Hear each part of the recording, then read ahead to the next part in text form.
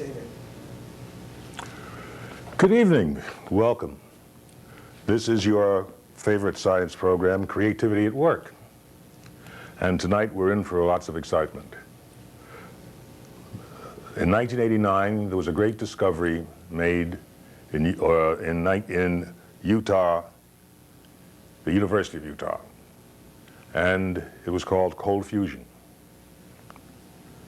Tonight we're going to discuss cold fusion with a veteran of the war, the cold fusion wars, Dr. Eugene Mallove, and he is going to tell us something about it. Gene, what's cold fusion? Cold fusion is a process of energy generation that has now been confirmed that occurs when electricity is passed into cells with palladium and platinum and various other ingredients. It differs from hot fusion, which is the program that the federal government and other nations of the world have been working on for decades to get energy from water. And this phenomenon, which is very controversial now, because the establishment scientists refuse to consider the data as it exists today, not as it existed in the earliest parts of the controversy. Let's assume that it works. Good assumption. What does it mean for mankind? It means the end of the oil age is upon us. We are now living through the beginning of the end of the oil age. There will be the elimination of fossil fuel consumption for combustion. For petrochemicals, it'll stay.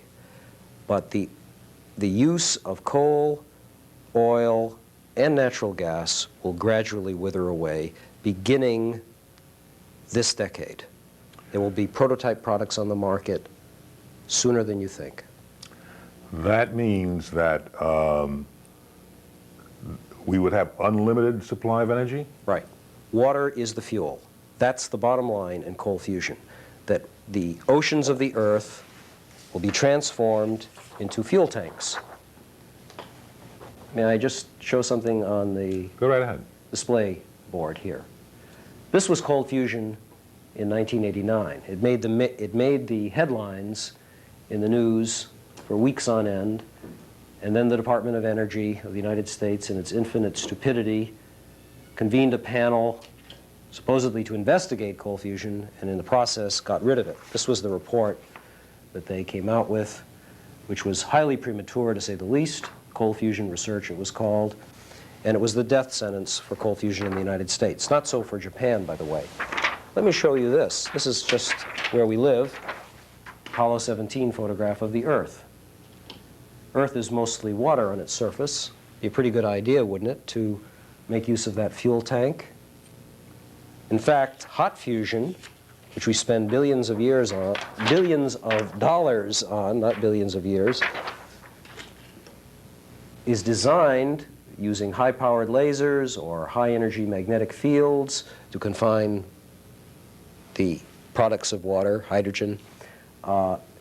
This has attempted to make use of those oceans also.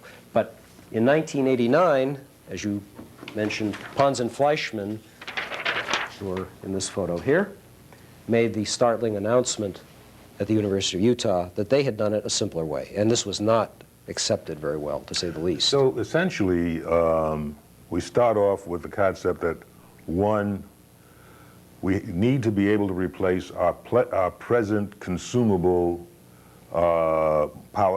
energy supplies. It's sort of like eating your own living room, sort of, the way we're doing it now. Well, I mean, most people assume that we will indefinitely use oil and coal and natural gas, and we might also use fission power. We're already using fission power. And then someday we'll invent something else. Now, hot fusion was the great dream. It's been worked on for 40 years. And it promises, after billions of dollars more expenditure, that in the year 2050, we might have a commercial hot fusion reactor. Is the hydrogen bomb a hot fusion process? Yes, it is a hot fusion process.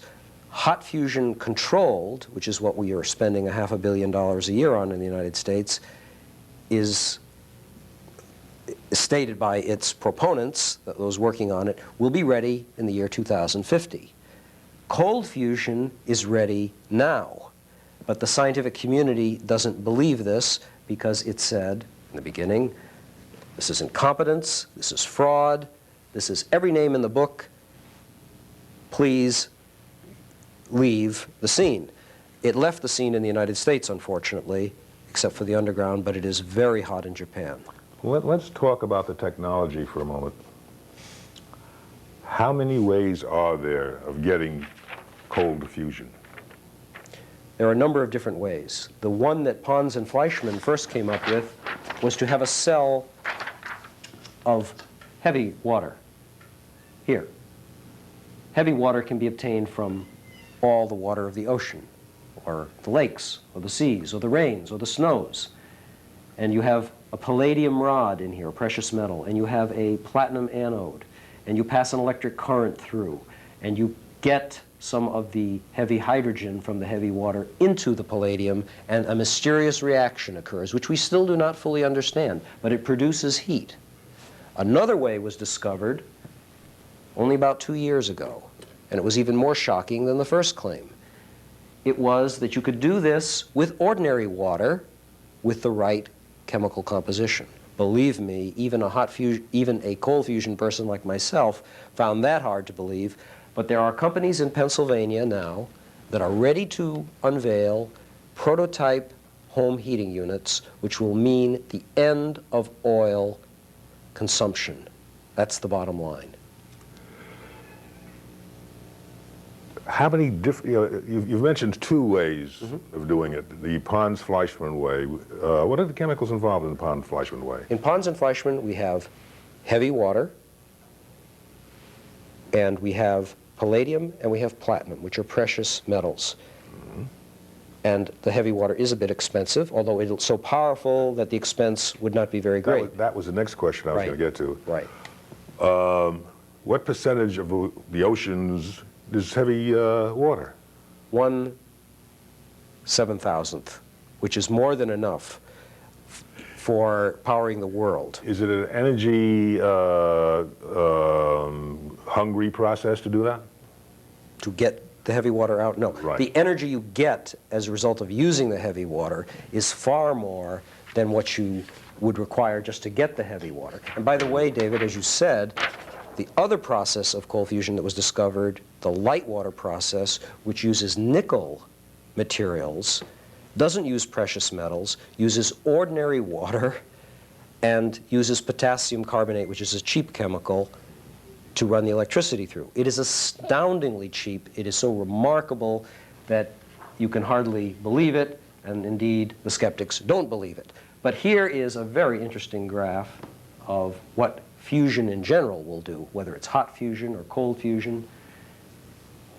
To fuel one Seabrook-size power level plant, 1,000 megawatt, would require a coal car, of train coal cars extending 250 miles to fuel it for a year.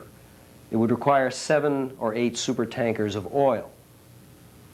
It would require, and does require, for 1,000 megawatts, something like 7 tractor trailer full of uranium fuel rods. To power a hot fusion reactor would require only a pickup truck of heavy water. Cold fusion is expected to do the same thing on a percentage basis, to release that kind of stupendous energy that you could have Seabrook operating for a year with the equivalent material or fuel in a pickup truck. In the experiments that we've done so far, what kind of energy gain have we gotten? The energy gains have ranged in the beginning from small percentages, 20, 30%, to now where we're talking 2,000%. That is 20 times as much out as in.